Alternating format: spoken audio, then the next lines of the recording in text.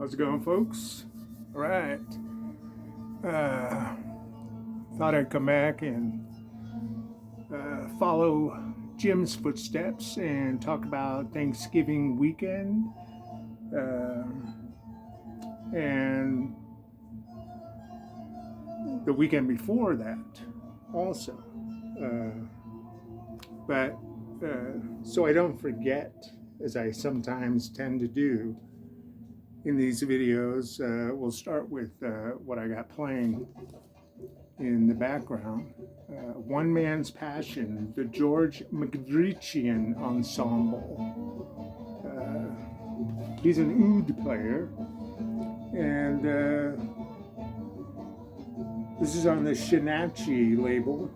Came out in 1990, though it doesn't give a specific recording date, but all it says was these tapes were found in the vaults, these mythical vaults that hold all this music unknown to man. But I'm guessing it's around 1970, based on the rest of the way the notes get into it.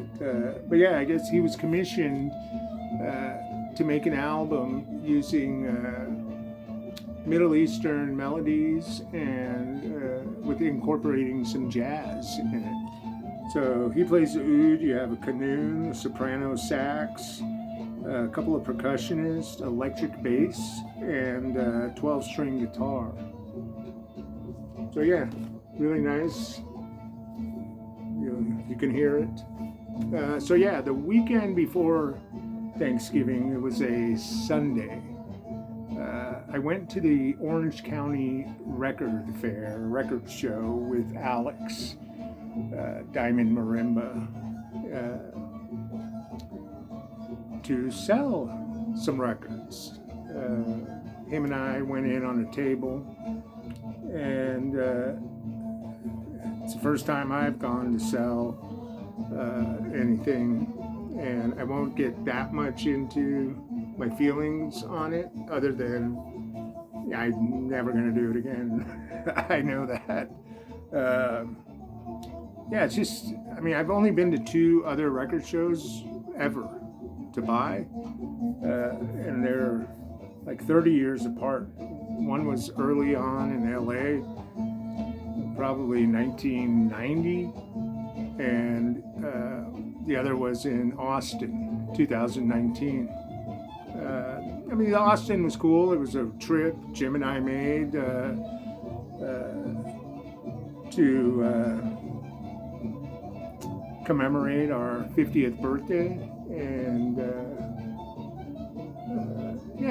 that one was cool. But it's still, that whole scene in these shows, it's just not my thing. And sitting and standing pretty much in the same spot for 6-7 hours isn't really my thing either. Which is why I've never had an office job. So, but I will say the highlight of the show for me, and I wasn't expecting to sell a whole lot. I had 2 crates. A little over 100 records of a lot of just regular rock kind of things I didn't want anymore. Some jazz, and some odds and ends. But I wasn't expecting to sell much, and I didn't sell much. What I got for the sales, I just put right back for some more records. But the best part of it was the dealer next to us. He was back and forth. There was another guy sitting there most of the time while the main guy was back and forth. So I looked through his stuff, and he had pretty good stuff. And I bought a few Abdullah Ibrahim records, and he had a whole slew of them, probably at least a dozen Abdullah Ibrahim, dollar brand. And then later on, he came over and was looking through my crates, and he was interested in buying all these Kiss albums I had. I think I had 5 Kiss albums, and so he wanted to buy them, and I said, well, you're running this thing, we can work a trade. And he's like, yeah, what do you want? I went through, and so I found 3 blues albums, and he was like, yeah, sure. And to me, I was like totally stoked on that, because this whole trade thing is new to me. I've never done anything like that. So yeah, I got some really cool blues records. Mance Lipscomb, Trouble in Mind, on Reprise. This is somewhere, 1970. I was going to say somewhere around 1970. Yeah, it's just him singing and playing the guitar. I love Mance Lipscomb. This other one was a total killer find on the Biograph label, a compilation. This Old World's in a Hell of a Fix. And it has Robert Wilkins, Fred McDowell, Skip James, J. Bird Coleman, Sam Collins, Reverend Moses Mason, Washington Phillips, and Blind Lemon Jefferson. And these date anywhere from 1927 to 64. And a couple in the 30s. Yeah, really great find. Never seen this before. And this I've been putting off for a long time, getting this, because it's usually not in that great a shape, and it's a little more than I like to spend. But this was part of that trade. He went for Mississippi Fred McDowell. I do not play no rock and roll, on Capitol, and this was sealed. So came out just looking pristine. It's got that beautiful cutout hole right there, that perfect circle. Yeah, so I'm very pleased to finally have this. It sounds killer. And then the other thing I bought there from a different place, I kind of roamed around a bit, and I found this Memphis Slim. My Name is Memphis Slim. This is a reissue of another album. I can't remember the title. It's a different title. It's been reissued many times, different titles, different labels. But what makes this interesting is this is on CBS out of Israel. It's an Israeli copy, which is pretty cool. And it was for $5. So yeah, that was nice. But yeah, the trade, I loved dealing with that. That made my day. So then Thanksgiving rolls around, and Jim and his wife cruised out like usual this time of year, and he gave me some albums for my birthday. Blue Memphis Slim. He knew I didn't have this. Yeah, the copies I said, this is another one. They're really not in great shape, but this one is clean, pristine, with Peter Green. Clean and pristine with Peter Green. Chris Spedding is on some of this. Yeah, Conrad Isidore. Yeah, really nice one on the yellow olive green Warner Brothers label. So yeah, and then this Ocaro de Fogo de San Miguel. I think he said he didn't know what this was. He just decided to get it on the Clean Feed label. This was recorded in 2018 in Lisbon. I'm guessing they're Portuguese. And this is a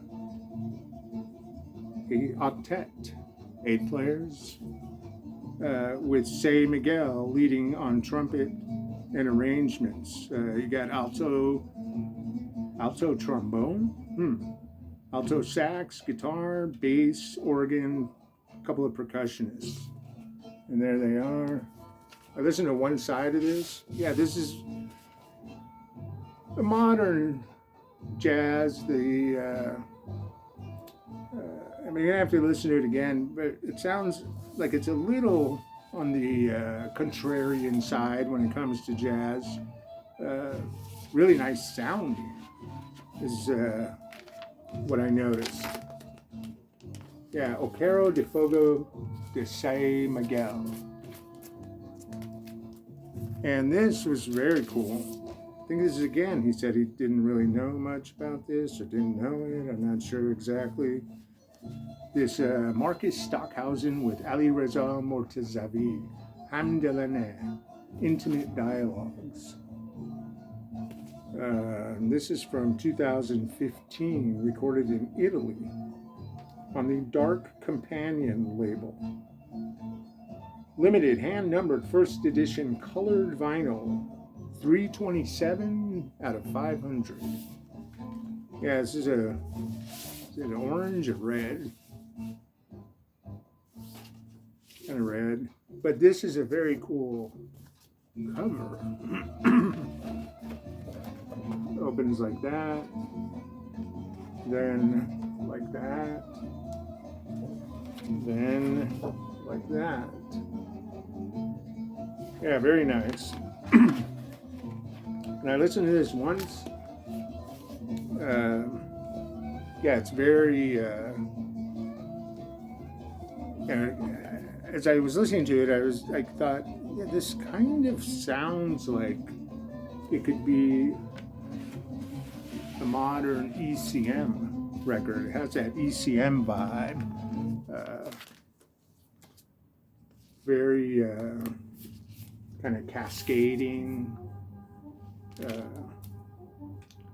slow moving. Yeah, excellent. Nice, James. And then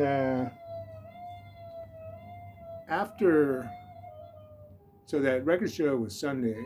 During the week, whatever day I went, Tuesday, Wednesday, I had to go to LA for something. And I decided to take a crate of records into trade at Record Surplus. I got a pretty good trade. So I went for these.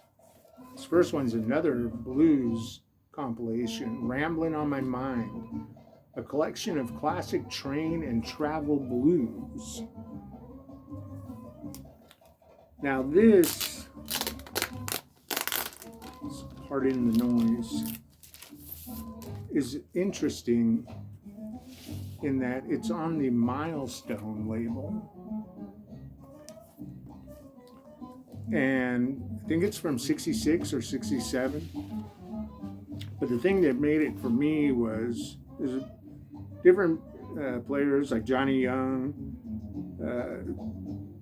Carl Hodges, Leroy Country Dallas, Jimmy Brewer, Honey Boy Edwards, Big Joe Williams, Dr. Isaiah Ross, John Lee Granderson, Elijah Brown. But the thing that did it for me is the first song on side 2 is by Blind Connie Williams. Now, I've been looking for his one album. He has one album, Blind Connie Williams, on the Testament label. I've never seen it, but based on what I've looked up, I mean, it's not a cheap record. I mean, it's not cheap for me. It's like in that $40, $50 range, which is a lot anyway, but it's like way more than I like to spend on blues records. But that's one record I would spend the money on to get. Because Blind Connie Williams, I've seen footage of him on YouTube. There are a couple of different songs you can see him on YouTube. His performance is just outstanding. He plays mostly just rhythm. But man, there's just something about it. And other than that one album, I think he's on this compilation and 2 others, like a song of his. And that's it for his recording output. I don't think he put out any 78s or 45s. Yeah, great find. produced by Pete Welding. And this was at the front counter. He was pricing, and this was on top of a stack, and the cover stood out to me, and I asked, can I see that? This thing here, Motor, I guess this is the name of the group, Motor Totemist Guild. And the name of the album is Contact with Veils. Yeah, and he said, I asked him, like, you know anything about this? He said it's kind of like noise, a little bit of rock, but he said there's also strings, sounds like a string quartet. And yeah, it was a good price. There they are. So yeah, I decided to give it a shot, and man, it's really good. Instruments, it has woodwinds, cello, keyboards, bass, trumpet, percussion, a couple of guest gong, bass violin. So I guess the core are three musicians, and this was recorded in LA, 1986. Yeah, so if anyone knows about this, yeah, it's a very interesting record. Anyone knows about this, feel free to let me know. And then this, Record Surplus, they put their rare records at the front counter too, separated by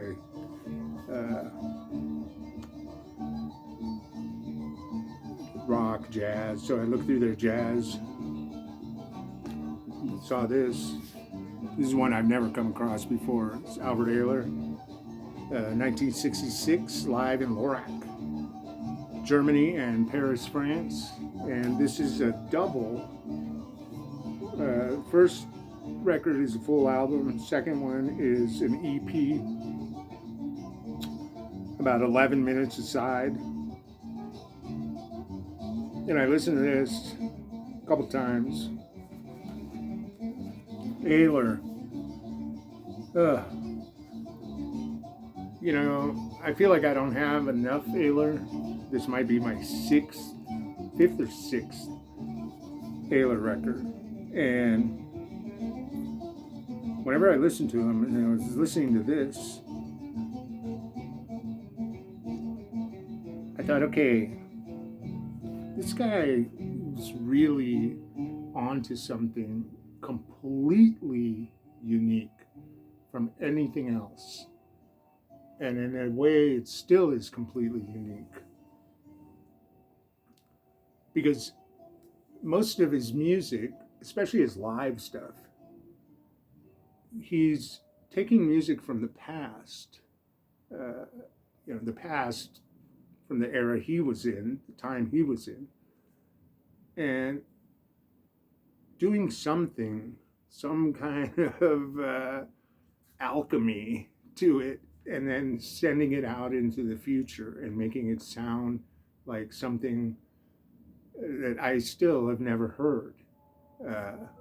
Yeah, I mean, I'd love to make a video talking about Albert Ayler, but I'd also feel like it would be better served to have like a dialogue back and forth with someone, and ideas and thoughts about his music.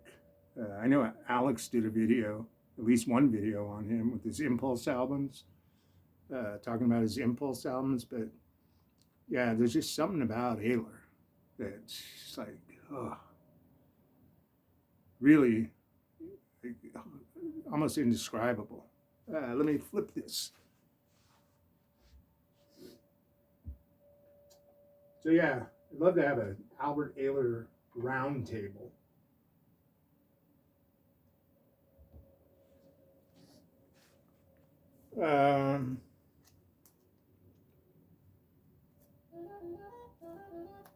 Oh yeah, and before I forget,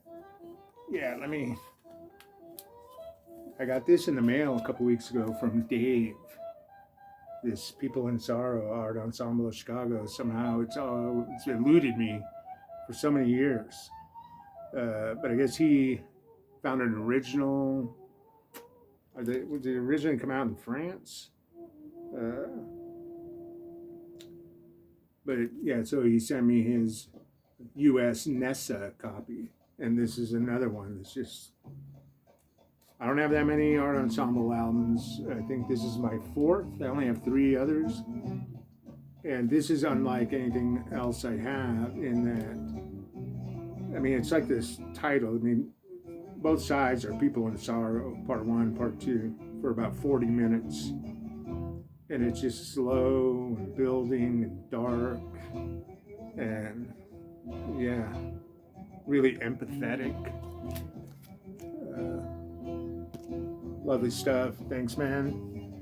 And then in a video I did recently, I was talking about Turkish music and dervishes. And in the comments, John Coltrane 68, Chris, asked if I know this album. And I didn't. And I went out there, I found it, I got it. This Journey to the Lord of Power, the Halveti Jarahi Dikra, an ancient Sufi ritual of remembrance. Oh yeah, and this is more of exactly what I wanted. And I talked about in that video, I want more of that kind of Sufi sound. And yeah, the thing with this is it doesn't show, like if there's a leader, it doesn't even show the instrumentation or musicians. But there's vocals on here. Maybe some people would consider it chanting, but to me it's not chanting. It's not full-on singing. It's not chanting. And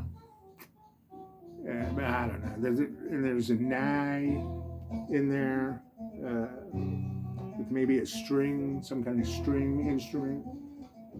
Man, right in my wheelhouse as far as what I want more of. And then Thanksgiving,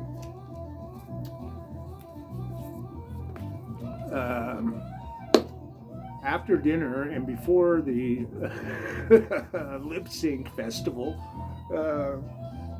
yeah, we listened to some albums, and yeah, I threw this on. Cannonball Adderley, The Black Messiah, recorded it. Yeah, the Troubadour, Doug Weston's Troubadour.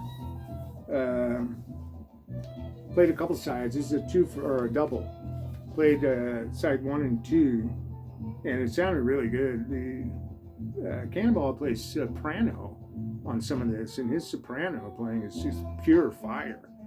And he's got his core band with George Duke after Zawinul, his brother Nat, Roy McCurdy, Walter Booker, Airtoes on this, Ernie Watts, must be an early appearance for Ernie Watts, and the guitar player Max DC.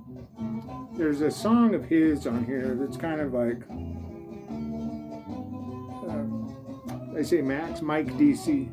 It's a little bit of a throwaway. Little Benny Hinn, it's kind of like this country jamboree thing. I guess that's how you describe it. But other than that, yeah, really killer stuff here, like Cannonball. And then I put on this In the Skies, Peter Green. Oh man, it sounded so good. It was just getting nighttime, the way it filled the room. People gathered in here, out there. My son came in, or he was in here, and he was asking me about this, like, who is this? I showed him the record. He's making inquiries. So, yeah, he was into it. It sounded awesome. Peter Green, half instrumental, half vocal. Yeah, always loved Peter Green. And when Jim and I get together, usually when we, like a post session roundup, afterwards we come up with what was the highlight, the musical highlight of that particular visit. I don't think we talked about it yet, but for me it was this. I put this on, as Pierre Dorge, Ballad Around the Left Corner on Steeplechase. It's a quartet with John Chakai, Nils Henning Orsted Pedersen, and Billy Hart from 1979. I have another Pierre Doors big band, more of a big band affair. He plays mainly like jazzy touches. This thing he goes off on. It's almost like a psychedelic progressive rock on some of this. Yeah, it sounded amazing. Yeah, Pierre Doors. Yeah, so that was Thanksgiving, 25 minutes. Oh, and then we went to Rhino. I got a few things. The highlight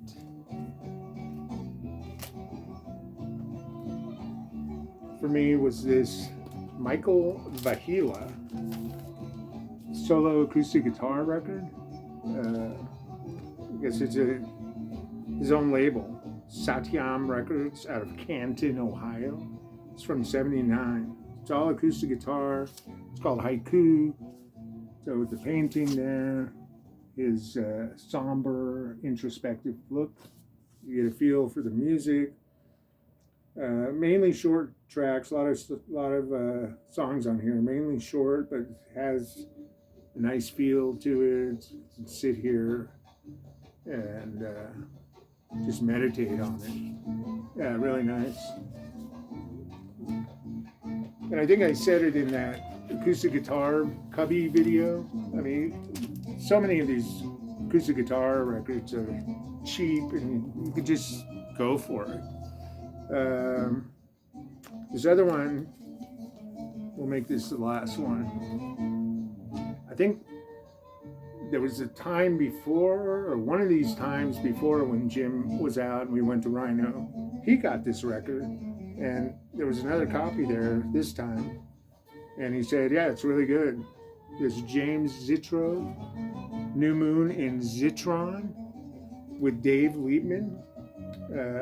Zitro plays, what does he play? Oh, drums. And a little bit of vocal. Liebman on saxophones. You got flute, Paul Contos, Paul Nagel, pianos, Stan Poplin, bass, James Haffa, bass. I don't know any of those other than Liebman. Yeah, this is nice. Like more meditative stuff with the flute, saxophone. Sounds to me like Liebman's playing some soprano on the Pacific Arts label. Yeah, cheap. I mean, I've seen this around for years. Cheap heat here.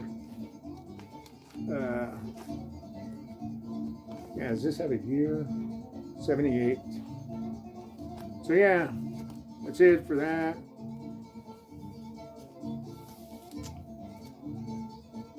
People let me know what